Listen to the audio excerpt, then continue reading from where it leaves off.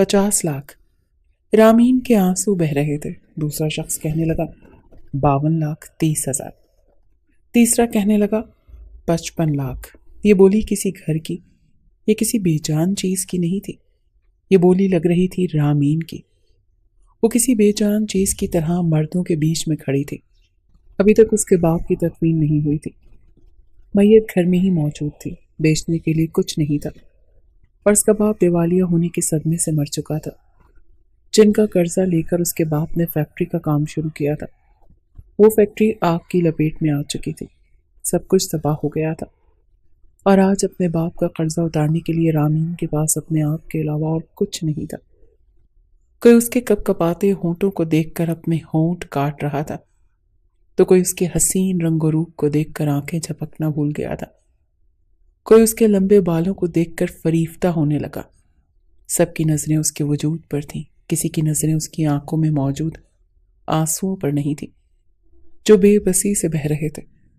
پتہ نہیں آج وہ کس کے حصے میں آنے والی تھی، کون اس کا مالک بننے والا تھا۔ وہ رامین جس نے کبھی چہرہ کسی کو نہیں دکھایا تھا، پردہ کرتی تھی، آج وجود کو چادر سے لپیٹے رکھتی تھی۔ آج اس کی چادر کو اتار پھینکا گیا تھا تاکہ اس کی بولی اتنی لگ سکے کہ اس کے باپ کا قرضہ اتر سکے۔ کوئی 55 سال کا تھا، کوئی 30 سال کا مرد، تو کوئی کالا، کوئی گورا، کوئی موٹا، کسی کی توند نکلی ہوئی، لیکن سب کی نظروں میں ہوس کے علاوہ کچھ نہیں تھا۔ نہ رحم تھا، نہ اس لڑکی کے لیے ہمدردی۔ اس کے حسن اور کم عمری کو دیکھ کر سب کی رال ٹپک رہی تھی۔ کوئی ہونٹوں پر زبان پھیر رہا تھا، ان کا بس نہیں چل رہا تھا کہ سب اسے نوچ کھائیں۔ ایک 60 سالہ بڈھے نے یکدم سے 70 لاکھ بولے تھے، اور اس کے بعد 1 2 3 کہا گیا، اور وہ بڈھا اس کا خریدار ہو چکا تھا۔ رامین کا جی چاہ رہا تھا کہ زمین پھٹے اور وہ اس زمین کے اندر دفن ہو جائے، کیونکہ اگلی زندگی ذلتوں سے بھری ہوئی تھی۔ وہ بڈھا پان کھا رہا تھا اور اس کے ہونٹوں کے کناروں سے پانی ٹپک رہا تھا۔ اسے دیکھ کر ہی رامین کو جھرجھری سی آئی تھی، کراہیت کا احساس ہوا تھا۔ بہرحال اس نے پیسے رکھے اور اس کی کلائی پکڑ کر اس کو اپنے ساتھ لے گیا۔ باہر اس کی بڑی سی گاڑی کھڑی تھی۔ ڈرائیور نے گاڑی کا پچھلا دروازہ کھولا۔ وہ کہنے لگا لڑکی یہاں بیٹھو، اور خود بھی پیچھے بیٹھ گیا۔ دروازہ بند کیا، پھر ڈرائیور سے کہنے لگا میرے خفیہ فلیٹ پر چلو۔ یہ کہتے ہوئے وہ رامین کے بالکل قریب ہو چکا تھا۔ وہ ذرا سا پیچھے ہٹنے لگی تو وہ کہنے لگا اے لڑکی زیادہ ہوشیاری مت دکھانا، 70 لاکھ بھرے ہیں تمہارے، جب تک تمہارے اندر سے 1 کروڑ نہ نکال لوں تو میں بخشوں گا نہیں۔ یہ سن کر رامین کی جان نکلی تھی۔ وہ کہنے لگی میں بری لڑکی نہیں، خدا کے لیے اپنی بیٹی سمجھ کر مجھے بخش دو۔ وہ کہنے لگا بکواس بند کرو، 70 لاکھ دے کر میں تمہارے ساتھ جو ارادے رکھتا ہوں اسے پورے کروں گا، اپنی 1 پائی وصول کروں گا۔ یہ کہتے ہوئے اس نے کھڑکی کا شیشہ نیچے کیا اور پان کی پچکاری باہر پھینکی، پھر کھڑکی بند کی، اپنی آستین سے ہی اپنا منہ صاف کیا۔ رامین کا دل چاہا تھا کہ تیز رفتار چلتی گاڑی کا دروازہ کھولے اور گر کر مر جائے۔ اس کے قریب ہونے لگا، سامنے شیشے سے ڈرائیور بھی اسے بڑی بے باک نظروں سے دیکھ رہا تھا، آج تک جیسے کبھی کسی نے نظر بھر کر نہیں دیکھا تھا۔ آج وہ مفت کا مال سمجھی جا رہی تھی۔ جان تو رامین کی اس وقت نکلی جب اس بڈھے نے اپنے دونوں ہاتھوں میں اس کو جکڑا تھا اور اپنا چہرہ اس کے قریب لانے لگا۔ پھر اس کے ڈرائیور پر نظر پڑی تو وہ بھی بڑی ہی دلچسپی سے انہیں دیکھ رہا تھا۔ وہ کہنے لگا اپنی گاڑی دھیان سے چلا، کہیں ایکسیڈنٹ نہ کر دینا۔ اس بڈھے کی بات سن کر ڈرائیور چونکا تھا۔ وہ کہنے لگا سرکار آپ سے ایک بات کہوں؟ جی، اس نے جھجکتے ہوئے کہا۔ وہ کہنے لگا ہاں بول۔ وہ کہنے لگا اگر آپ چاہیں تو گاڑی میں بھی اپنا شوق پورا کر سکتے ہیں، میں نہیں دیکھوں گا، لیکن اس کے بعد ایک چانس اگر مجھے دے دیں۔ یہ سن کر رامین کے دھڑکتے ہوئے دل کی دھڑکنیں رکی تھی۔ وہ بڈھا کہنے لگا بے ہوش سالے، ایک جھانپڑ دوں گا، تمہارے ہوش ٹھکانے آ جائیں گے، گاڑی چلا۔ وہ بہت تیزی سے گاڑی چلانے لگا۔ جب تک گاڑی کا سفر ختم نہیں ہوا تب تک وہ بڈھا گاہے بگاہے کبھی رامین کی کمر پر اپنی انگلیاں چلانے لگتا تو کبھی اس کے بازو پر، اور کبھی اس کی گردن پر اپنے ہاتھ کی پشت پھیرنے لگتا۔ وہ بیچاری بار بار اس کا ہاتھ اپنے آپ سے پیچھے کر رہی تھی، لیکن اسے اپنی شامت صاف نظر آ رہی تھی۔ قرضدار اپنا قرضہ لے چکا تھا، اس کا باپ بھی شاید پڑوسیوں کے رحم و کرم سے قبر کے حوالے ہو جاتا، لیکن وہ جیتے جی مر گئی تھی۔ اسے تو اتنا بھی موقع کسی نے نہیں دیا تھا کہ اپنے باپ کی میت پر 2 آنسو بہا لے، حالانکہ اس نے اپنے والد کو بہت منع کیا تھا کہ کسی سے بھی قرضہ نہ لے، روکھی سوکھی جیسے بھی کھائی جا رہی ہے گزارا ہو رہا تھا، لیکن اس کے باپ نے کہا کہ فیکٹری لگا لوں گا تو یہ قرضہ 1 سال میں ختم ہو جائے گا، پھر میں پیسے کماؤں گا اور تمہاری شادی دھوم دھام سے کروں گا، بڑے امیر گھرانے میں۔ لیکن وہ تو نقصان دیکھ کر ہی صدمہ برداشت نہیں کر پایا اور دنیا سے ہی چل بسا، اور اسے بھی جیتے جی موت کی سزا سنا گیا تھا۔ جیسے ہی گاڑی فلیٹ کے نیچے کھڑی ہوئی، اس کو بھٹے نے بڑے حق سے رامین کی کلائی پکڑی اور اسے اندر لے جانے لگا۔ فلیٹ کا دروازہ کھولا تو رامین کے ہوش اڑ گئے تھے، کیونکہ وہ اکیلی نہیں تھی، بہت سی لڑکیاں تھیں وہاں اور مرد بھی بہت سارے موجود تھے، یہاں تک کہ کیمرے بھی تھے۔ جیسے ہی اس بھٹے کو دیکھا تو چند نوجوان اس پر بڑی بے باکی سے نظریں اٹھانے لگے۔ وہ کہنے لگے، باس نیا مال لے کر آئے ہو؟ وہ تو یوں بات کر رہے تھے جیسے وہ انسان نہ ہو، کوئی بے جان چیز ہو جس کا سودا کیا گیا ہو۔ وہ بڈھا کہنے لگا، ہاں پہلے میں اس کے ساتھ وقت گزاروں گا، اور ہاں کیمرہ تیار ہے نا؟ یہ سن کر رامین کے ہوش اڑے تھے۔ وہ کہنے لگا، ہاں ہاں تیار ہے کیمرہ، میں بھی پوری تیاری کر کے کمرے میں موجود ہوں، ماحول ایک دم مست ہے۔ سیٹ جیسے ہی رامین کو کمرے میں لے جانے لگا تو وہ اپنا آپ بچانے لگی۔ وہ کہنے لگی، میں نہیں چاہوں گی، میرا ہاتھ چھوڑو، خدا کے لیے مجھے یہاں سے جانے دو۔ ان میں سے ایک شخص کہنے لگا، سیٹ مجھے نہیں لگتا یہ لڑکی تجھے قریب آنے دے گی، میں تو کہتا ہوں سالی کو ایک انجیکشن کھونپ دو تاکہ ویڈیو اچھی بن سکے۔ رامین کی یہ سن کر جان لبوں پر آئی تھی۔ وہ کہنے لگا، نہیں، میں اسے ہوش و حواس میں رکھنا چاہتا ہوں، اسے سنبھالنا میرا کام ہے، بس کیمرہ مین کو بولو کہ وہ اپنے کیمرے کی سیٹنگ کو ٹھیک رکھیں۔ وہ کہنے لگا، کمرہ تیار ہے، آپ جا سکتے ہیں۔ جیسے ہی وہ بڈھا رامین کو کمرے کے اندر لے کر گیا، کمرے کا خوابناک ماحول دیکھ کر اس کے ہوش اڑے تھے۔ کمرے میں ہلکی ہلکی ملگجی سی روشنی پھیلی ہوئی تھی، صرف نائٹ بلب چل رہا تھا، اور وہاں پر ایک کیمرہ مین ہاتھ میں کیمرہ لیے کھڑا تھا۔ وہ بڈھا اسے زبردستی کھینچ کر بیڈ پر پھینک چکا تھا، پھر کیمرہ مین کو اشارہ کرنے لگا۔ وہ کہنے لگا، دیکھو میرا چہرہ نہیں آنا چاہیے، بس یہ لڑکی نظر آئے۔ وہ کہنے لگا، اوکے باس، ایسا ہی ہوگا۔ اس بڈھے نے رامین کے گلے سے دوپٹہ اتار کر دور پھینکا تھا اور پھر بیڈ پر اس کے پاس چلا گیا، لیکن وہ اپنا بچاؤ کر رہی تھی، وہ اپنا آپ چھڑوانے کی کوشش کر رہی تھی۔ اسی چھینا جھپٹی میں رامین کے کپڑے جگہ جگہ سے پھٹ گئے تھے۔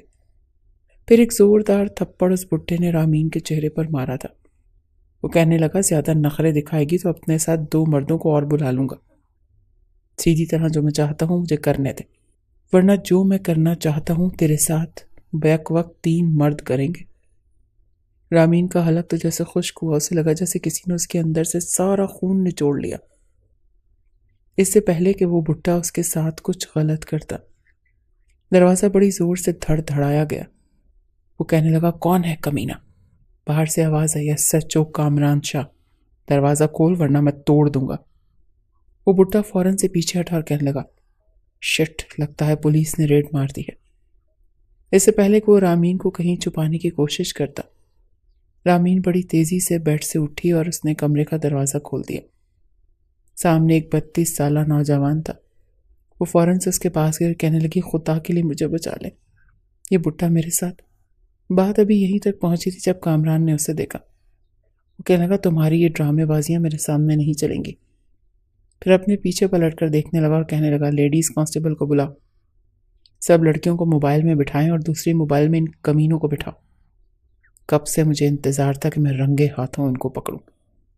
پولیس اہلکاروں نے سب کے سروں پر بندوقیں تان لی تھی، ایک ایک کو وہ نیچے لے جا رہے تھے۔ وہ بڈھا کامران سے کہنے لگا، دیکھ SHO، ہماری پہنچ بہت اوپر تک ہے، تجھے بہت پچھتانا پڑے گا، تو اچھا نہیں کر رہا، پیسے کا لین دین کر اور ہمیں چھوڑ دے، اس میں تیرا بھی فائدہ ہے اور ہمارا بھی۔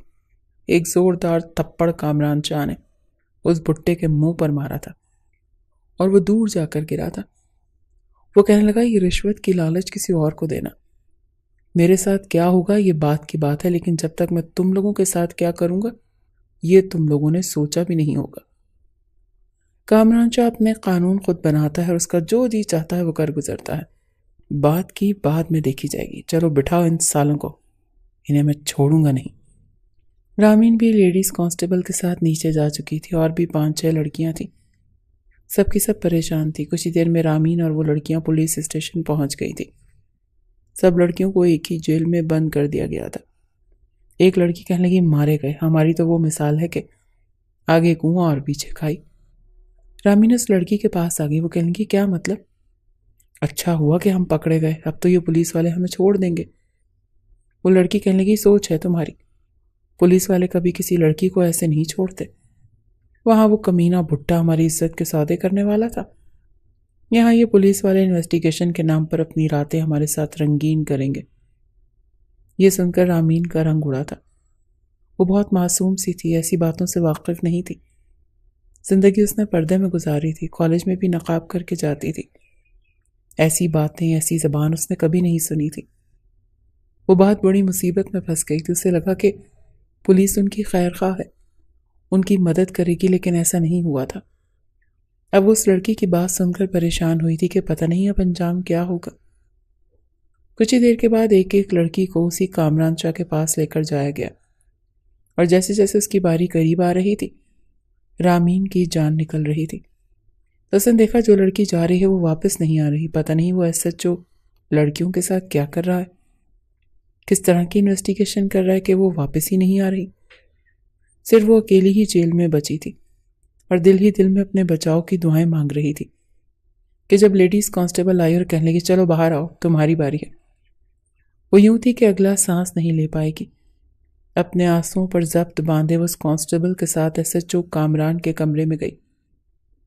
جیسے ہی دروازہ کھولا، کمرے کا AC پورے کمرے کو ٹھنڈا کر چکا تھا۔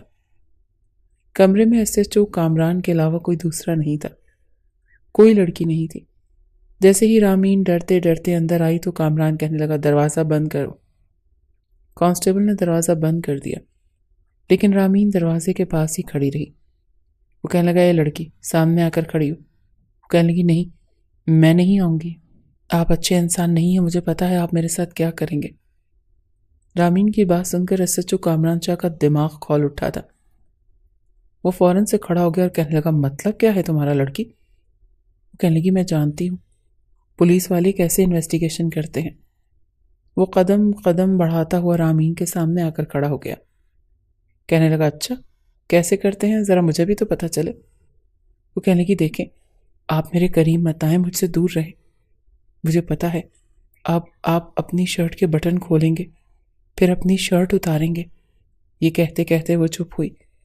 کامران کا خون کھول کر رہ گیا۔ وہ کہنے لگا اچھا، یہ کہتے ہوئے اس نے دروازے کو لاک کیا اور اپنے بٹن کھولنے شروع کیے۔ وہ کہنے لگا بتاؤ پھر کیا کروں گا میں؟ رامین کہنے لگی میں ابھی اس نے یہی کہا تھا جب SHO کامران نے اس کا بازو پکڑا اور اسے دیوار کے ساتھ لگا دیا۔ وہ کہنے لگا بتاؤ کیسے انویسٹیگیشن کرتے ہیں پولیس والے، مجھے بھی تو پتہ چلے کہ تمہارے دماغ میں ایسا کون سا خناس بھرا ہے۔ تم جیسی کریکٹر لیس لڑکیوں کو میں اچھے طریقے سے جانتا ہوں، شریف بننے کا ناٹک کرتی ہیں، سمجھتی ہیں کہ پولیس والوں کو اپنا آدھا ادھورا وجود دکھا کر ان کے ساتھ وقت گزار کر اپنی بات منوا لیں گی۔ دیکھو میں ایسے پولیس والوں میں سے نہیں ہوں۔ وہ بڑے غصے سے رامین سے بات کر رہا تھا، اس کی آنکھوں میں تو جیسے خون اترا ہوا تھا۔ وہ کہنے لگی آپ جھوٹ بول رہے ہیں، مجھے اس لڑکی نے بتایا تھا کہ آپ پولیس والے کیا کرتے ہیں لڑکیوں کے ساتھ۔ وہ کہنے لگا کون سی لڑکی نے؟ وہ کہنے لگی وہ جو مجھ سے پہلے آئی تھی۔ وہ کہنے لگا میں جو کرتا ہوں اسے چھوڑو، پہلے یہ بتاؤ کہ تم کیا کرتی ہو، کب سے اس بڈھے کے ساتھ کام کر رہی تھی، کتنی بار تم نے جسم فروشی کی ہے، مجھے سچ سچ بتاؤ ورنہ میں تمہیں۔ وہ کہنے لگی میں ایسی لڑکی نہیں ہوں، میں بہت شریف ہوں۔ SHO کامران استحصائیہ مسکرایا۔ وہ کہنے لگا ہاں تمہاری شرافت مجھے نظر آ رہی ہے، جگہ جگہ سے پھٹے ہوئے تمہارے کپڑے، تمہارے یہ تنگ اور چست لباس، تمہارے کھلے بال تمہاری شرافت اور تمہارے کریکٹر کا اچھے سے ثبوت دے رہے ہیں۔ اور پھر تمہیں یہ بھی پتا ہے کہ پولیس والے انویسٹیگیشن کیسے کرتے ہیں، کہو تو تمہارا یہ خواب میں پورا کر دیتا ہوں، تمہارے ساتھ ایسے ہی انویسٹیگیشن کرتا ہوں جیسا تم چاہتی ہو یہ کہتے ہوئے وہ آگے بڑھا، پھر کہنے لگا سچ بتا رہی ہوں یا پھر میں باقی کی شرٹ کے بٹن بھی کھول دوں۔ رامین کہنے لگی دیکھیں میں ایسی لڑکی نہیں ہوں، میں آپ سے سچ کہہ رہی ہوں، مجھے اس بڈھے نے 70 لاکھ میں، یہ کہتے ہوئے وہ رونے لگی۔ وہ کہنے لگا اچھا تو تمہیں خرید کر لایا ہے وہ کمینہ؟ کس کوٹھے سے خریدا اس نے تمہیں؟ کہاں تمہیں بیچنے جا رہا تھا؟ دیکھو لڑکی مجھے سب کچھ سچ سچ بتا دو، میں تمہیں چھوڑ دوں گا۔ پچھلی 5 لڑکیوں کو بھی میں چھوڑ چکا ہوں کیونکہ انہوں نے سچ بتایا تھا۔ رامین اسے کیا بتاتی، اسے تو خود بھی کچھ نہیں پتا تھا۔ وہ کہنے لگی مجھے کچھ نہیں پتا، میں کچھ نہیں جانتی، میں آپ سے سچ کہہ رہی ہوں، مجھے تو ابھی یہ بڈھا لے کر آیا تھا۔ شکر ہے کہ آپ آ گئے، میں نے تو شکر کیا کہ پولیس آ گئی، اب میں محفوظ ہوں۔ لیکن اس لڑکی نے کہا کہ آپ لوگ بھی برے ہوتے ہیں۔ میں سچ کہہ رہی ہوں، وہ کہنے لگا چھوٹی ہو تم، اپنی ادائیں دکھا کر مجھے بیوقوف بنانے کی کوشش کر رہی ہو، میں تمہیں نہیں چھوڑوں گا۔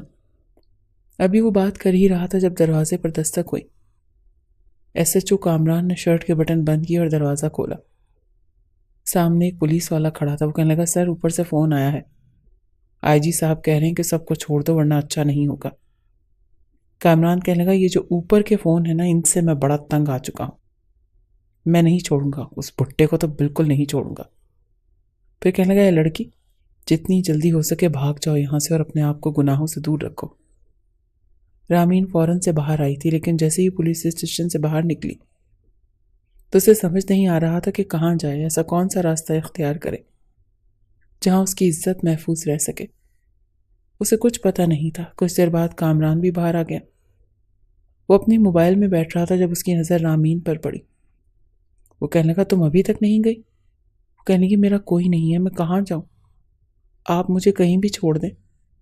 وہ کہنے لگا اس وقت تو میں گھر جا رہا ہوں، ویسے بھی رات بہت ہو چکی ہے، ایسا کرو تم میرے ساتھ میرے گھر چلو، صبح میں تمہیں دارالامان پہنچا دوں گا۔ وہ جلدی سے موبائل کا فرنٹ ڈور کھول کر بیٹھ گئی۔ کامران اسے اپنے گھر پر لے گیا۔ جب وہ گھر پہنچا تو رات کے 3 بج چکے تھے۔ اس کی والدہ بھی سو رہی تھی۔ اس کے گھر میں بس 2 کمرے تھے اور ایک ڈائننگ روم اور ڈرائنگ روم۔ اس کی اماں تالا لگا کر رکھتی تھیں، جب کوئی مہمان آئے تبھی اسے بٹھایا جائے گا۔ اب صرف 2 کمرے تھے۔ اپنی والدہ کے کمرے میں اس لڑکی کو بھیجنا نہیں چاہتا تھا، اسی لیے اپنے کمرے میں لے گیا۔ یہ دیکھ کر رامین کچھ گھبرائی۔ وہ کہنے لگی آپ مجھے اپنے کمرے میں کیوں لائے ہیں؟ وہ کہنے لگا زیادہ چپڑ بولنے کی ضرورت نہیں ہے، یہاں کاؤچ پر لیٹ جاؤ، صبح ہوتے ہی میں تمہیں دارالامان میں چھوڑ دوں گا۔ یہ چند گھنٹے ہیں تمہارے پاس، اپنی والدہ کے اٹھنے سے پہلے مجھے تمہیں دارالامان بھی چھوڑنا ہے۔ میرے سر میں درد نہ ہوتی تو تمہیں ابھی چھوڑ کر آتا۔ 1 ہفتے سے میں دن رات کام کر رہا ہوں، اب جب کہ میں اپنے مشن میں کامیاب ہو گیا ہوں تو آئی جی صاحب کو یاد آ گیا، پتہ نہیں یہ لوگ کب ہمارے ہاتھوں کو آزاد کریں گے اور کب ہم لوگ ایسے لوگوں کو اور ایسی برائیوں کو ختم کریں گے۔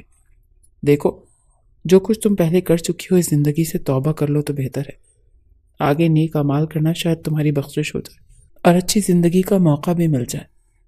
یہ کہہ کر وہ اپنے بیڈ پر لیٹ چکا تھا اور اپنی بیگ پر رکھا دوسرا تکیہ اس نے زمین پر پھینکا تھا۔ وہ کہنے لگا ادھر منہ کر کے سو جاؤ۔ پھر ایک لحاف اپنے بیڈ سے اٹھایا اور اس لڑکی کو دے دیا۔ وہ کہنے لگا اپنے اوپر اوڑھ لو۔ رامین نے وہ لحاف خود پر لپیٹا اور سو گئی۔ لیکن سب کمرے میں بڑی زور کی دستک ہوئی تھی۔ دونوں ہی ہڑبڑا کر اٹھے تھے۔ ابھی تو کامران کی ٹھیک سے آنکھ نہیں کھلی تھی جب رامین نے دروازہ بھی کھول دیا، لیکن سامنے اس کی والدہ کھڑی تھی۔ کامران کے کمرے میں ایک لڑکی کو دیکھ کر روبینہ بیگم کے ہوش اڑے تھے۔ کامران اس لڑکی کی عقل پر ماتم کرنے لگا تھا۔ بنا اس کی اجازت کے اس نے دروازہ کیوں کھولا تھا، اور اس کی ماں یقیناً اب اس پر شک کرے گی۔ پہلے ہی کہتی تھی کہ پولیس کی نوکری مت کرو اور پولیس والے اچھے نہیں ہوتے، لیکن کامران کا یہ جنون تھا کہ وہ ایک ایماندار پولیس والا بنے گا، اور اب تک ایمانداری سے ہی کام کر رہا تھا اور ایمانداری سے ہی عہدے تک پہنچا تھا۔ لیکن اس کی ماں گاہے بگاہے اس پر شک کرتی رہتی تھی کہ مجھے لگتا ہے کہ تم بھی دوسرے پولیس والوں کی طرح غلط روش پر چل پڑے ہو۔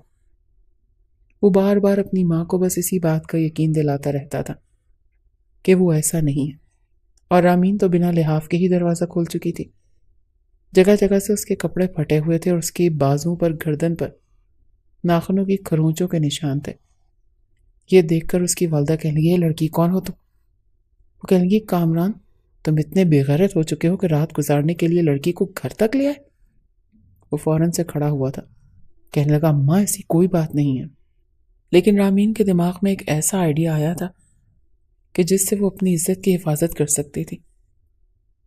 اس سے پہلے کہ کامران کچھ بولتا، رامین روبینہ بیگم کے گلے لگ کر رونے لگی، کہنے لگی آپ کے بیٹے نے مجھے برباد کر کے رکھ دیا، مجھے کہیں منہ دکھانے کے قابل نہیں چھوڑا۔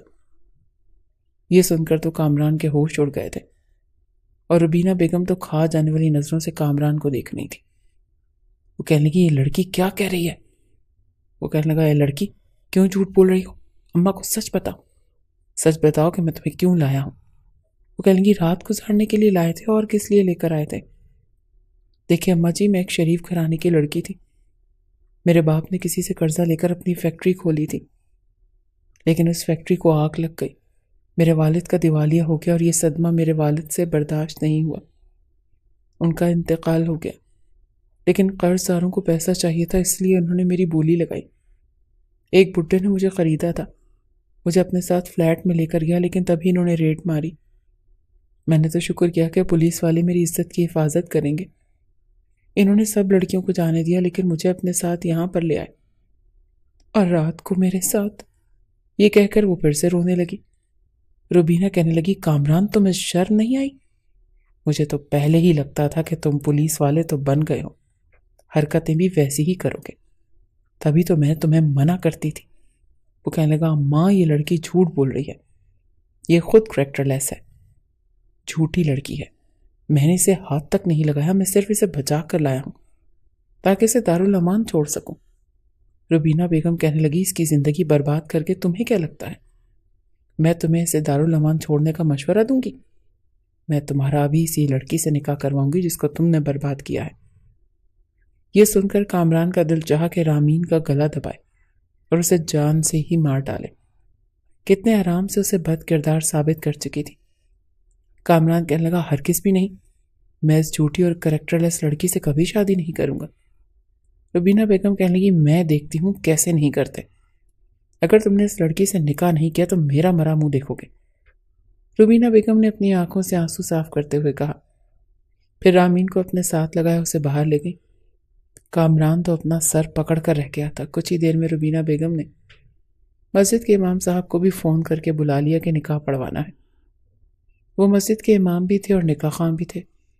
سچ چند مسجد کے ہی معزز لوگوں کو لے کر گھر پہنچ گئے۔ کامران کا بس نہیں چل رہا تھا کہ اس لڑکی کے ساتھ کیا نہ کر گزرے جس نے کھڑے کھڑے اسے بدنام کر کے رکھ دیا تھا۔ اپنی ماں کے سامنے وہ کچھ کہہ نہیں سکتا تھا، وہ اپنی ماں کی نظروں میں گر چکا تھا۔ دل چاہ رہا تھا کہ اس لڑکی کو اپنے ہاتھوں سے مار ڈالے، اور وہ ایک ایماندار پولیس والا تھا، چاہتا تھا کہ بیوی بھی نیک اور سلجھی ہوئی ہو، لیکن اس لڑکی نے کامران کے ساتھ جو کچھ کیا تھا وہ فراموش کرنے کے قابل نہیں تھا۔ بہرحال اپنی ماں کے سامنے اس نے کچھ نہیں، چپ چاپ نکاح کر لیا، لیکن نکاح کے فوراً بعد ہی رامین نے کہا کہ میں ان کے کمرے میں نہیں سوں گی، مجھے ان سے ڈر لگتا ہے۔ وہ جانتی تھی کہ کامران اسے چھوڑے گا نہیں کیونکہ اس نے جھوٹ بولا تھا۔ وہ کہنے لگی پلیز اماں جان مجھے آپ اپنے کمرے میں رکھ لیں، میں آپ کے کمرے میں زمین پر سو جاؤں گی لیکن ان کے کمرے میں نہیں جاؤں گی۔ روبینہ بیگم کہنے لگی اچھا ٹھیک ہے۔ وہ کہنے لگی کامران مجھے تم سے یہ امید نہیں تھی، کون سا جانوروں والا سلوک کیا ہے تم نے اس لڑکی کے ساتھ کہ وہ تمہاری شکل بھی دیکھنے کو تیار نہیں۔ کامران کچھ بھی کہتا تو اس کی ماں اسے جھوٹا ہی سمجھتی، اسی لیے وہ چپ چاپ اپنے کمرے میں چلا گیا۔ دروازہ بڑی زور سے بند کیا لیکن سوچ چکا تھا کہ جب بھی اسے موقع ملے گا اس لڑکی کو چھوڑے گا نہیں۔ پوری رات غصے کے مارے اس کا خون کھولتا رہا اور وہ سگریٹ پہ سگریٹ پیتا رہا۔ ایک طرف سے آئی جی صاحب کو اس پر پریشر تھا کہ وہ اس سیٹ کو چھوڑ دے، لیکن ابھی تک وہ سیٹ کامران کے قبضے میں تھا۔ اگر وہ چاہتا تو اسے گولیوں سے بھون کر ختم کر دیتا اور کہتا کہ کاؤنٹر میں مارا گیا۔ وہ بھی اسی چکر میں تھا، انہی سوچوں میں گم تھا، لیکن یہ نئی مصیبت اس کے گلے پڑ چکی تھی۔ اس سیٹ کو تو کامران نے آئی جی کے کہنے پر چھوڑ دیا، لیکن جیسے ہی وہ اپنی گاڑی میں کچھ ہی فاصلہ طے کر کے سنسان سڑک پر پہنچا تو وہیں کامران کے خفیہ نوجوانوں نے اس پر حملہ کر دیا اور اسے مار ڈالا تاکہ برائی ختم ہو سکے، کیونکہ قانونی طور پر ایسے لوگوں کی سزا نہیں دی جاتی۔ اب وہ کافی مطمئن ہو چکا تھا اور اب اسے رامین کو مزہ چکھانا تھا، جو اسے دیکھتے ہی ماں کے پیچھے یوں چپتی جیسے پتہ نہیں اس نے اس کے ساتھ کیا کیا ہے۔ رات کو اسے نیند نہیں آ رہی تھی، سوچا کہ چلو چائے پی لوں۔ جیسے ہی وہ کچن میں آیا تو کھٹ پٹ کی آواز پر اس کے کان چوکنے ہو گئے تھے۔ جب اس نے دیکھا تو رامین اپنے لیے چائے بنا رہی تھی۔ اسے یوں تنہا کچن میں دیکھ کر اس نے جلدی سے تیز قدم بڑھائے اور رامین کی کلائی پکڑ لی۔ وہ بری طرح سے ڈری تھی۔ اس نے چولہا بند کیا تو دوسرا ہاتھ رامین کے منہ پر رکھا تاکہ وہ چلا نہ سکے۔ اسے اپنے حصار میں دبوچا اور اپنے کمرے میں لے آیا۔ رامین تو اس افتاد کے لیے تیار نہیں تھی۔ اپنے کمرے میں لا کر ہی اس نے اسے پیچھے دھکیلا تھا اور کمرے کا دروازہ بند کر دیا۔ وہ کہنے لگا، کیا کہا تم نے؟ میں نے تمہاری عزت کو برباد کیا۔ تمہیں پتہ ہے عزت کو برباد کرنا کیا ہوتا ہے؟ دوسروں پر الزام لگانا کیا ہوتا ہے؟ وہ کہنے لگی، پلیز پہلے میری بات سن لیں۔ وہ کہنے لگا، نہیں، پہلے تمہیں برباد کروں گا، تمہیں بتاؤں گا کہ برباد ہونا کیسا ہوتا ہے، پھر تمہاری بات سنوں گا۔ اس سے پہلے کہ وہ اپنی شرٹ اتارتا رامین کو کچھ نہیں سوچا تو وہ زور سے کہنے لگی، اماں جی مجھے بچائیں۔ اس سے پہلے کہ اس کی آواز کامران کی ماں تک کمرے تک جاتی، اس نے جلدی سے رامین کے قریب آ کر اس کے منہ پر ہاتھ رکھا۔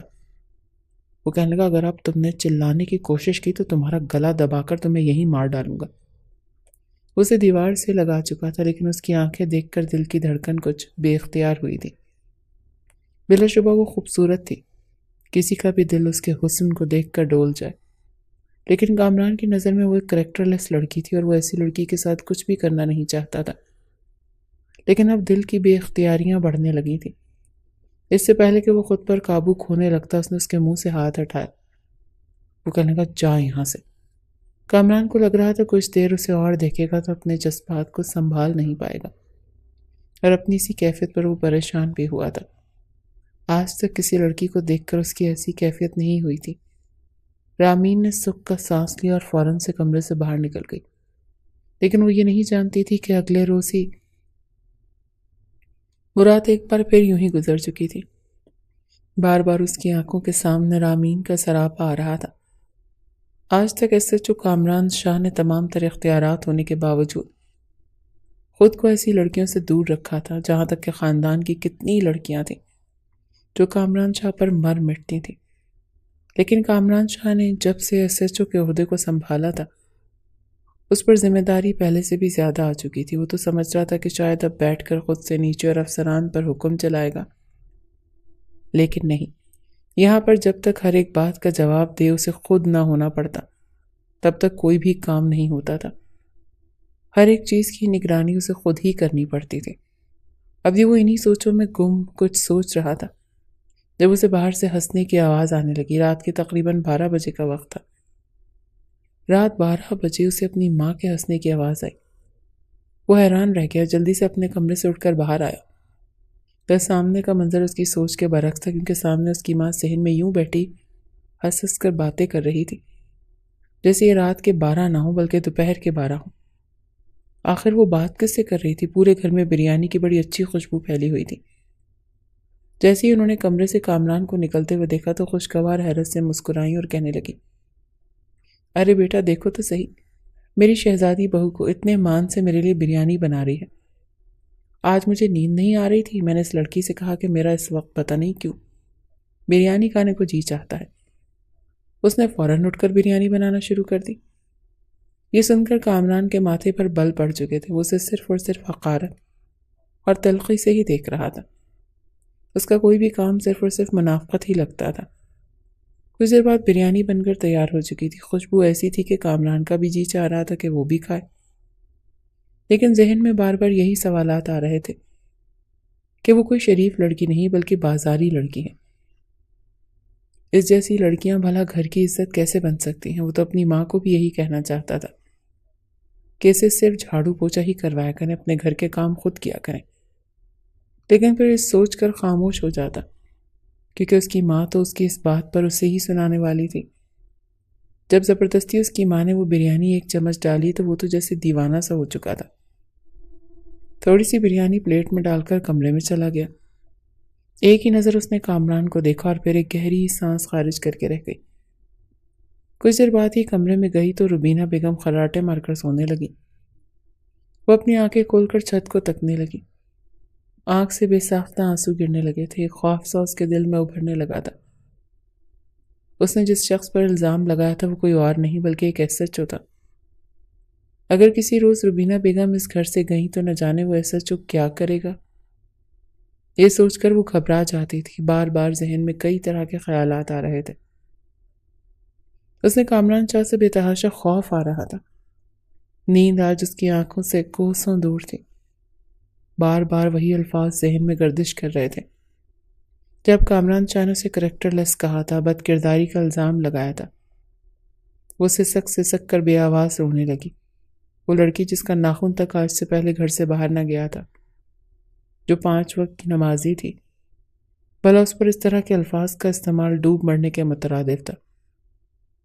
جب نیند نہ آئی تو وہ اٹھی اور جائے نماز اٹھا کر کمرے سے باہر نکل آئی۔ لاؤنج کے کونے میں اس نے روشنی جلائی اور وہیں پر جائے نماز بچھا کر بیٹھ گئی۔ کتنی ہی دیر اپنی اس حالیہ زندگی پر وہ اللہ تعالیٰ سے بات کرتی رہی، روتی رہی۔ اس کی سسکیاں کامران شاہ کے کانوں تک بھی پہنچی تھی۔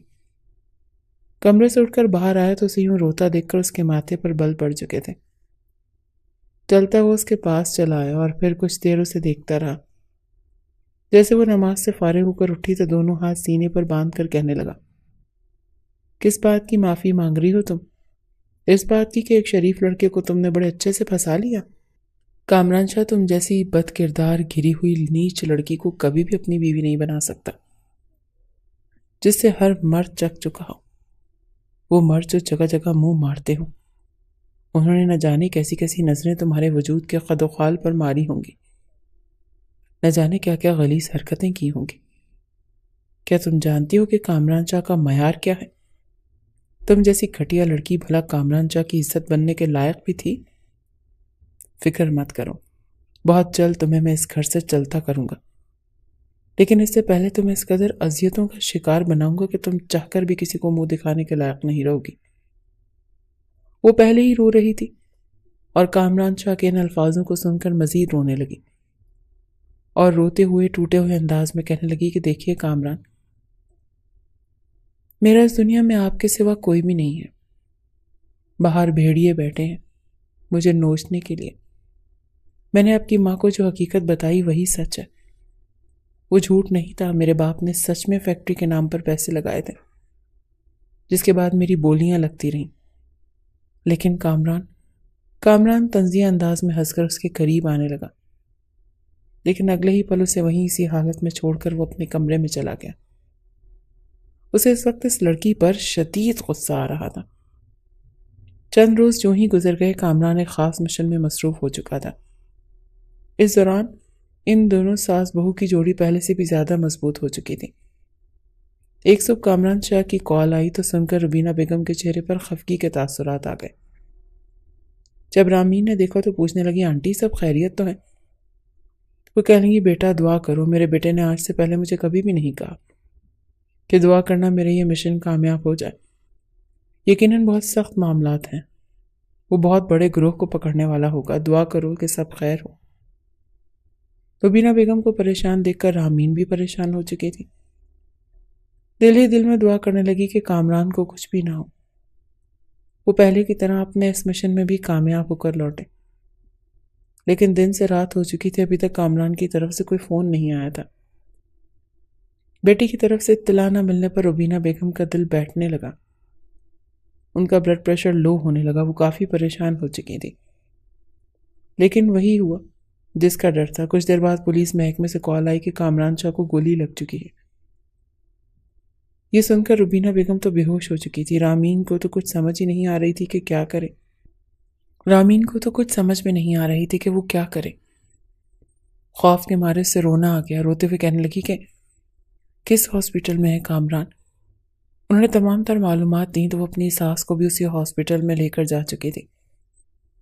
پہلے تو اس نے ساس کو ایڈمٹ کروایا اور پھر جب کامران شاہ کی طرف گئی تو وہ سمجھ رہی تھی کہ شاید وہ بے ہوش پڑا ہوگا اور منہ پر نیل ہوں گے، زخموں سے چور ہوگا۔ مشن میں تو کامیاب ہو چکا تھا، مگر آخری پکڑے جانے والے ڈاکو نے اس پر برے طریقے سے حملہ کر دیا تھا، جو بعد میں کامران شاہ کے ہاتھوں ہی مارا گیا۔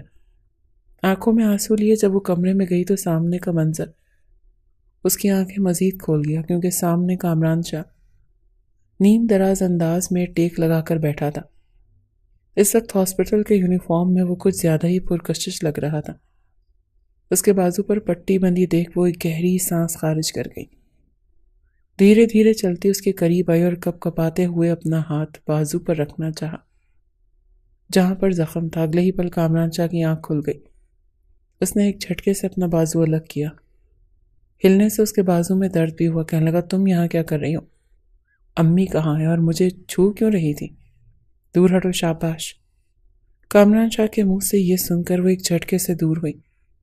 کپ کپاتی ہوئی آواز میں کہنے لگی، آپ ٹھیک تو ہیں نا؟ آپ کو زیادہ درد تو نہیں ہو رہا؟ وہ پولیس والے بھائی تو کہہ رہے تھے کہ آپ کو 3 گولیاں لگی ہیں، کاندھے پر، بازو پر 2، ایک ساتھ۔ وہ بچوں کی طرح منہ بنا کر روتے ہوئے بول رہی تھی اور کامران شاہ اسے حیرت سے دیکھ کر کہہ رہا تھا، گولیاں مجھے لگی ہیں، تم کیوں رو رہی ہو بلا وجہ؟ میرے سامنے یہ ہمدردیاں بٹورنے کی ضرورت نہیں سمجھی؟ امی کو تو کچھ نہیں بتایا، امی ٹھیک ہے نا؟ وہ فکر مندی سے پوچھنے لگا تو آنکھوں میں آنسو صاف کر کے کہنے لگی، ٹھیک ہیں، وہ ساتھ والے روم میں ایڈمٹ ہیں، انہوں نے ہی آپ کی گولی لگنے کی خبر سنی تھی، کافی پریشان ہیں۔ یہ سن کر تو کامران شاہ نے فوراً اپنے بازو پر لگی ہوئی ڈرپ کو ایک جھٹکے سے اتارا۔ ڈرپ کی دوا اور خون ایک ساتھ فوارہ بن کر باہر نکلا تھا۔ کامران کے سوالانہ انداز پر تو رامین ہڑبڑا چکی تھی۔ وہ فوراً اپنی ماں کے پاس گیا، بھلے ہی تکلیف میں تھا، درد میں تھا، لیکن اپنی ماں کو کہنے لگا کہ مجھے کچھ بھی نہیں ہوا، گولی تو صرف بازو کو چھو کر گزری ہے، میں بالکل ٹھیک ہوں۔ روبینہ نے جب اسے اپنے سامنے دیکھا تو روتے ہوئے اپنے بیٹے کو گلے لگا لیا۔ ڈاکٹر نے اسے 2 دن ہاسپٹل میں رہنے کو کہا تھا، لیکن اپنی ماں کی خاطر وہ گھر آ گیا تاکہ وہ پریشان نہ ہو۔ اپنی ماں کے سامنے خود کو ٹھیک دکھاتے ہوئے وہ شدید کمزوری کا شکار ہو چکا تھا۔ کچھ دیر اپنی ماں کے ساتھ رہا، مگر جیسے ہی اپنے کمرے میں آیا تو اچانک اس کے قدم لڑکھڑانے لگے۔ رامین نے آگے بڑھ کر فوراً بازو پکڑا تھا۔ اس کا وجود اس وقت آگ کی طرح جھلس رہا تھا۔ وہ اسے بازو سے پکڑ کر کمرے میں لے جانے لگی تو کہنے لگا، چھوڑو مجھے کوئی ضرورت نہیں ہے ہاتھ لگانے کی۔ شاید دوا کا بھی اثر تھا اور کچھ بخار کی وجہ سے منہ ہی منہ میں بڑبڑانے لگا۔ کہنے لگا، تم جیسی لڑکی مجھے چھونے کا حق نہیں رکھتی، تم گندی ہو، بری ہو، میں تم جیسی لڑکیوں پر تھوکنا بھی پسند نہیں کرتا۔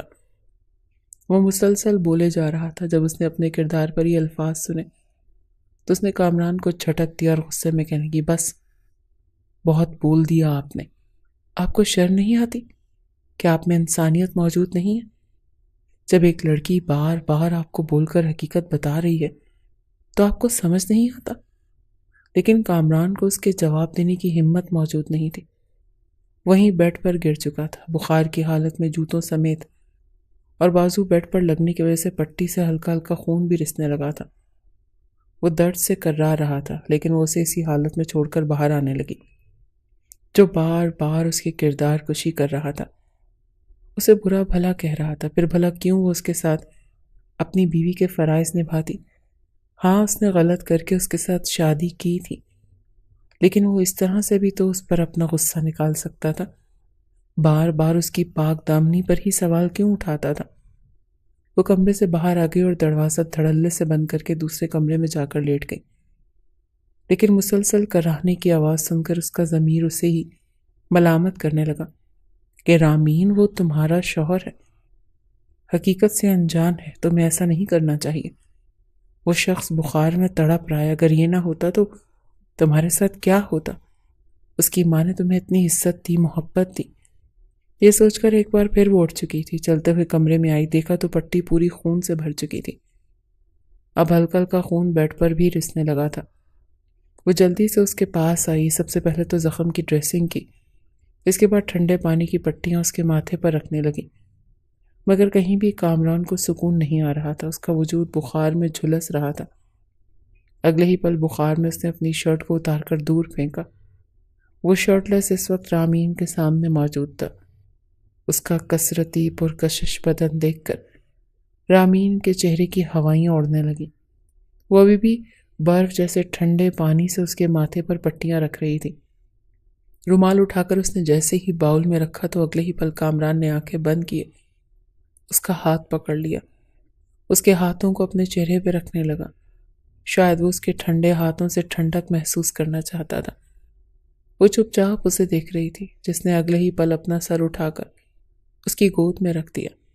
چہرہ سرخ لال ہو رہا تھا جب وہ رامین کا ہاتھ پکڑے ہوئے ہی اپنی گردن پر مسلنے لگا۔ وہ ہڑبڑا رہی تھی۔ کامران، یہ کیا کر رہے ہیں آپ؟ میرا ہاتھ چھوڑیں، میں آپ کے سر پر پٹی رکھ دیتی ہوں۔ بتائیں، کچھ چاہیے آپ کو؟ آپ کے کھانے کے لیے کچھ لاؤں؟ لیکن وہ تو اس کے ہاتھ کو پکڑ کر اپنے سینے پر لے آیا اور اگلے ہی پل اس کا دوسرا ہاتھ رامین کی کمر پر گردش کرنے لگا۔ وہ خود کو مزید رامین کے قریب کر رہا تھا، یہاں تک کہ اس نے رامین کو کمر سے کھینچ کر اپنے قریب لٹا دیا۔ اس کے زخمی بازو کو دیکھ کر ہڑبڑا سی گئی، کہنے لگی کہ کامران، اپنے بازو کو زیادہ موومنٹ مت کریں، آپ کو درد ہوگا۔ اس وقت آپ کو شدید بخار ہے، کاش آپ اور جھوٹ نہ بولتے اور 2 دن ہاسپٹل میں ہی رہ جاتے۔ وہ گھبرا رہی تھی کہ کہیں کامران کو کچھ ہو نہ جائے، جبکہ کامران اگلے ہی پل اسے اپنے باہوں میں بھر کر اپنا چہرہ اس کی گردن کے قریب رکھے اس کی گرم سانسوں سے خود سرشار کرنے لگی تھی۔ وہ جو خود کو اس سے دور رکھنا چاہتی تھی، دھیرے دھیرے وہ بھی سرشاری میں ڈوبتی چلی گئی۔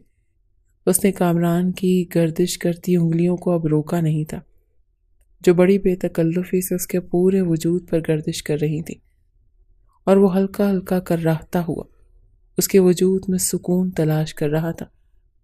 کچھ دیر بعد ہی اس کا بخار ٹھنڈا پڑا تو وہ وہیں سو چکا تھا، اپنی باہوں میں ہی رامین کو جکڑے۔ اگلی صبح جب کامران کی آنکھ کھلی تو طبیعت قدرے سنبھل چکی تھی۔ اپنے قریب سوئی رامین کو دیکھ کر ایک پل کو اس کی آنکھیں پھٹی کی پھٹی رہ گئیں۔ پہلے تو اسے ایسا لگا کہ شاید یہ خواب ہے، لیکن آنکھیں کھول کر اس نے ایک بار پھر ان مناظر کو دیکھنا چاہا۔ اس کے بال کھلے تھے، چہرے پر تھکان کے آثار تھے، دوپٹہ کہیں دور پڑا تھا اور وہ اس کے دوسرے بازو پر سر رکھ کے بے خبری سے سو رہی تھی۔ کامران شاہ کا دل تو بڑے زوروں سے دھڑکنے لگا۔ اگلے ہی پل خود ہی اس نے اپنا ہاتھ اس کے چہرے پر کیا اور اس کے چہرے پر پھیلے ہوئے بالوں کو ہٹا کر وہ اس کے حسن سے ایک بار پھر سرشار ہونے لگا۔ اس سے پہلے کہ وہ اپنی حدود پھلانگتا اور اپنے لب اس کے لبوں کے قریب کر جاتا، وہ ہڑبڑا کر اٹھ بیٹھی، گھبراتے ہوئے کہنے لگی، اٹھ گئے کامران؟ فوراً کامران پیچھے ہٹا، کہنے لگا، ہاں اٹھا ہوں، نظر نہیں آ رہا کیا؟ تم میرے کمرے میں کیا کر رہی ہو؟ میرے بیڈ پر، میرے پہلو میں؟ کیا ارادے تھے تمہارے؟ ایک مرتبہ تو الزام لگا چکی ہو، اب کیا اس لیے پاس تھی کہ کچھ بڑا کر سکو؟ رامی نے اس کی چلی کٹی باتیں سن کر جی بھر کر پریشان ہوئی تھی، چپ چاپ اٹھ کر کمرے سے باہر چلی گئی۔ مگر اس نے جس طرح دونوں ماں بیٹی کی خدمت کی تھی، روبینہ بیگم تو اس کے صدقے واری جانے لگی تھی۔ کہنے لگی، اگر خاندان میں بھی کوئی لڑکی دیکھ لے تو ایسی کبھی بھی ہماری یوں خدمت نہ کرتی جس طرح اس لڑکی نے کی ہے۔ کامران چپ چاپ اپنی ماں کی بات سن کر ایک گہری سانس خارج کر گیا۔ اسے اس وقت جو لڑکی اپنی ماں کے منہ سے اچھی تو لگ رہی تھی، لیکن جس حالت میں اسے یہ لڑکی ملی تھی، ذہن میں یہ بات گھر کر چکی تھی کہ یہ لڑکی اچھے کردار کی نہیں ہے۔ وہ چاہ کر بھی اس سے محبت نہیں کر پا رہا تھا، بس اس کی زندگی اذیتوں سے دوچار کرنا چاہتا تھا۔ اس کی اصلیت اپنی ماں کے سامنے لانا چاہتا تھا کہ جس قدر آپ اس کو عزت دے رہی ہیں، جو اس قابل ہے ہی نہیں۔ دل میں وہ اس سے محبت چاہتا تھا، لیکن اندر ہی اندر وہ اپنے معیار کو اتنا گرتا برداشت نہیں کر سکتا تھا۔ یہ کامران شاہ کی کیسی لڑکی کو اپنی عزت بنائے، اس پر محبت نچھاور کرے، جو پہلے سے ہی کتنے ہی لوگوں کے ساتھ۔ اس سے آگے تو کچھ سوچ بھی نہیں سکتا تھا۔ آج تک اس نے کسی لڑکی کی طرف آنکھ اٹھا کر نہیں دیکھا تھا۔ اس روز وہ سارے کام نمٹا کر نہانے کے بعد باتھ روم گئی تو شاور کام نہیں کر رہا تھا، شاید اس میں کچرا آ چکا تھا۔ روبینہ کہنے کی، بیٹا اپنے کپڑے لے جاؤ، جا کر کامران کے کمرے میں نہا لو۔ ویسے بھی وہ کون سا گھر ہے، طبیعت بحالی کے بعد وہ دوبارہ سے اپنی ڈیوٹی جوائن کر چکا تھا۔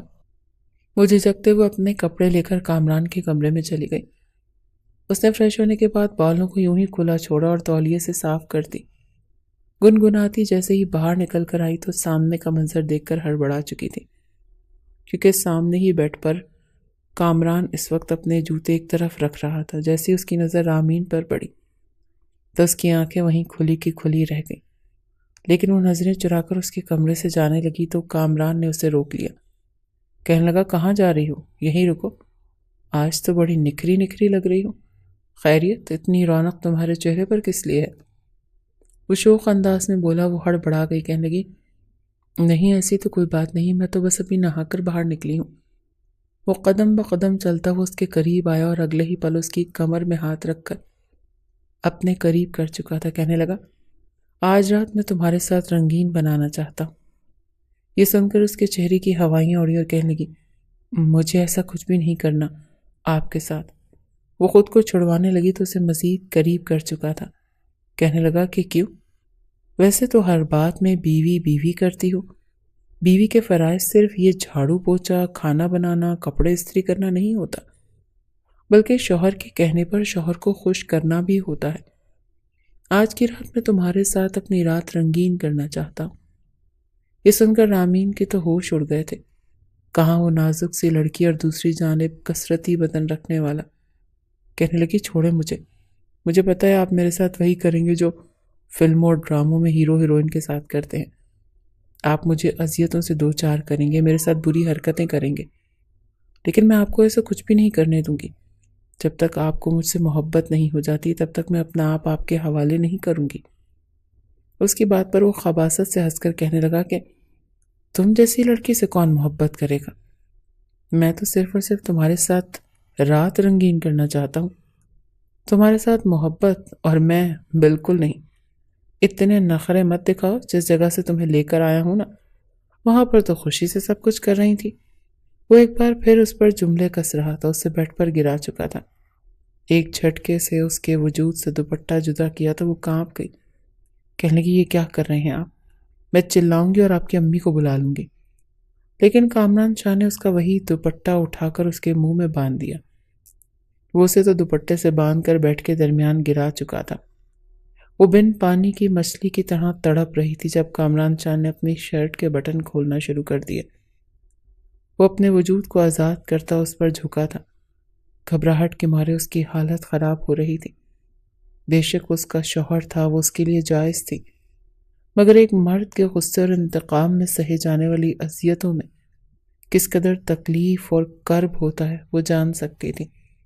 گھبراتے ہوئے روتے ہوئے وہ خود کو چھڑوانے کی کوشش کر رہی تھی، بس اس پر کامران شاہ رحم کر لے، مگر کامران شاہ تو اپنے دانت اس کی گردن پر گاڑنے لگا۔ وہ انتقام دھیرے دھیرے سرشاری میں بھی بدلنے لگا۔ وہ پوری طرح اس حسین لڑکی کے وجود میں کھو چکا تھا، لیکن اس کے جذبات میں شدت نہیں آئی تھی۔ وہ اس کی گردن پر اپنے نشان گاڑنے کے بعد اس کے لبوں پر آیا تھا۔ جس قدر ہو سکتا تھا وہ اس پر اپنی شدتیں لٹا رہا تھا، یہاں تک کہ اس کی سانس بند ہونے لگی، رنگت بالکل پیلی پڑنے لگی، وہ ہانپنے لگی۔ مگر کامران شاہ نے اگلے ہی پل اس پر اپنی شدتیں لٹانا شروع کر دیں۔ وہ چیخ کر اپنے درد کا اندازہ لگانا چاہتی تھی۔ کامران شاہ جو سمجھ رہا تھا کہ یہ لڑکی اس سے پہلے ہی کوٹھے کی زینت بن چکی ہے، اسے کہیں سے خرید کر لایا گیا تھا، یہ تو کسی ایسے بدنام زمانہ گلیوں کی رہائشی تھی، مگر جیسے ہی اس نے اپنی شدتیں اس کے وجود پر لٹانا شروع کی تو وہ ٹھٹک چکا تھا۔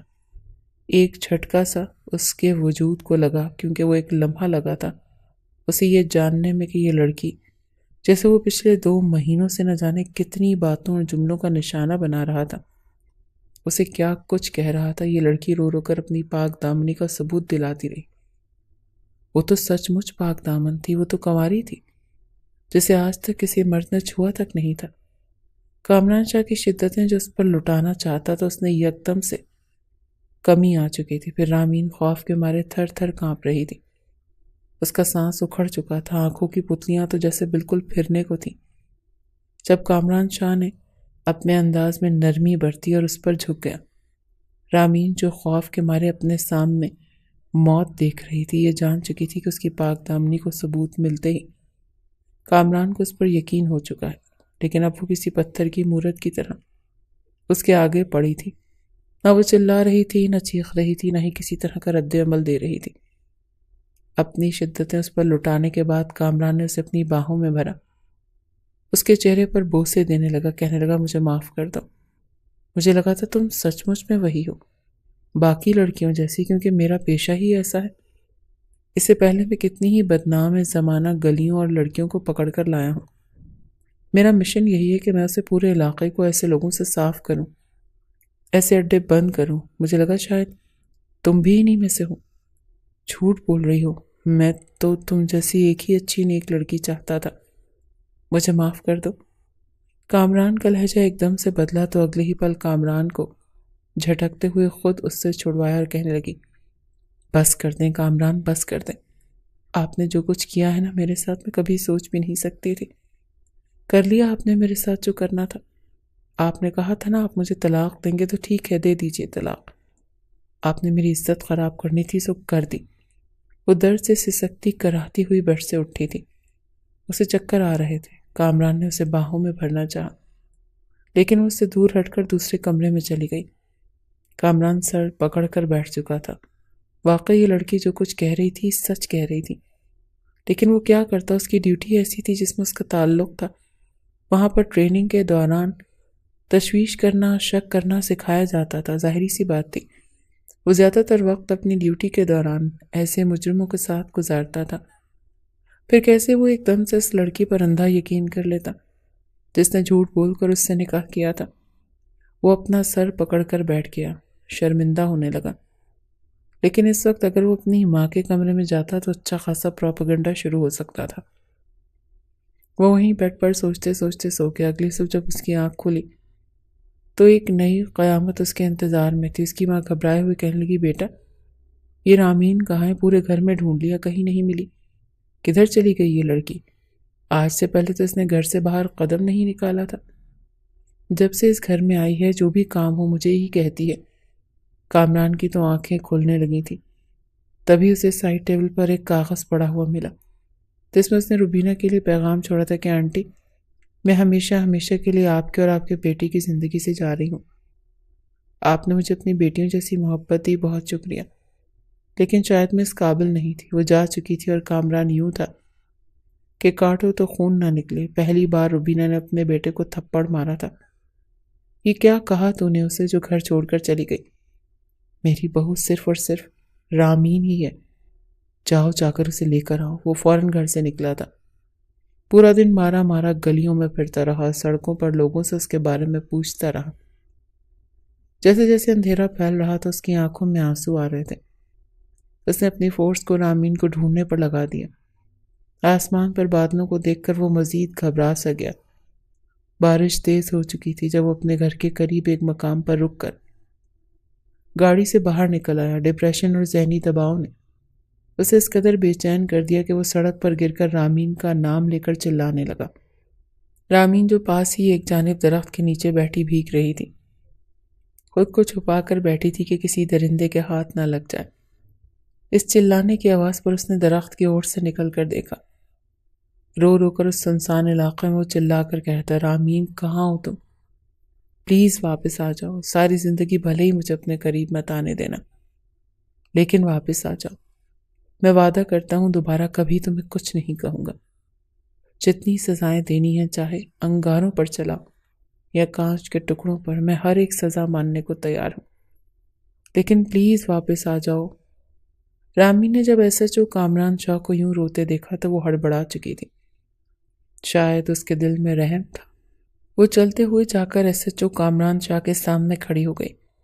کامران شاہ نے روتے ہوئے جیسے ہی اپنے چہرے سے ہاتھ ہٹائے اور سامنے دیکھا تو رامین کھڑی تھی۔ ایک پل کو اس نے پلکیں جھپکی، دیکھا کہ خواب ہے یا حقیقت، اور پھر اگلے ہی پل اسے اپنے سینے سے لگا لیا۔ روتے ہوئے کہنے لگا، معاف کر دو مجھے، میں غلط تھا، جو چاہے سزا دے لو لیکن مجھے معاف کر دو۔ وہ پتھر کی مورت بنی کھڑی تھی۔ کہنے لگی، کیوں آئے ہیں ڈھونڈنے مجھے؟ میں تو گندی عورت ہوں نا، بازاری۔ ابھی وہ اتنا ہی بولی تھی جب اس نے اس کے منہ پر ہاتھ رکھ دیا۔ خبردار، ایک لفظ بھی اور نہیں، خاموش ہو جاؤ۔ میں نے تمہیں جو کچھ بھی کہا میں جانتا ہوں، میں اس کا مداوع کیسے کروں گا، کیسے کفارہ ادا کروں گا، مگر میں تمہاری قسم اٹھا کر کہتا ہوں کہ اگر تم مجھے اجازت نہیں دو گی تو میں تمہارے سامنے ساری زندگی ایسے گزار دوں گا، مگر تمہیں ہاتھ تک نہیں لگاؤں گا۔ تمہیں اتنی محبت، اتنی خوشیاں دوں گا جس کی تم حقدار ہو۔ شاید ایسے ہی میں کفارہ ادا کر سکوں۔ وہ اسے اپنے ساتھ گھر لے آیا تھا۔ روبینہ بیگم نے جب اسے دیکھا تو ان کی جان میں جان آئی تھی۔ اپنی بہو کو سینے سے لگا کر رونے لگی۔ کچھ دن تو دونوں کے بیچ خاموشی سے گزرے، لیکن دھیرے دھیرے ان کا رویہ ٹھیک ہونے لگا۔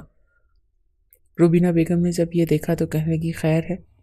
کیا دونوں ایک دوسرے کو بلیوں کی طرح گھور گھور کر چھپکے چھپکے دیکھتے رہتے ہو؟ بس مجھے اگلے 2 ماہ کے اندر اندر خوشخبری چاہیے۔ بند کرو یہ آنکھ مچولی تم لوگ۔ اس روز اپنے ہاتھوں سے روبینہ بیگم نے اپنے بیٹی کی دلہن سجائی تھی۔ وہ بالکل دلہن کی طرح تیار کروا کر کمرے میں بٹھا چکی تھی۔ کامران جب ڈیوٹی سے واپس آیا تو اسے اس کے کمرے میں جانے نہ دیا۔ روبینہ بیگم نے اسے ایک عمدہ سفید کرتا پہننے کو دیا اور اپنی خاندانی انگوٹھی نکال کر اس کے حوالے کرتے ہوئے بولی کہ جا کمرے میں، اور خبردار جو مجھے کسی بھی طرح کی شکایت ملی تو۔ کامران نے جیسے ہی دروازہ کھولا تو سامنے وہ دلہن بنی مسکراتے ہوئے اسی کا انتظار کر رہی تھی۔ وہ تو جیسے لمحوں میں قید ہو کر رہ گیا تھا۔ کچھ دیر تو محبت بھری باتیں ہوتی رہیں، اور پھر وہ اسے اپنی باہوں میں بھر کر اپنا آپ اس پر وار چکا تھا، اور رامین تو جیسے اس کی سانسوں میں اپنی سانسیں شامل ہوتا دیکھ کر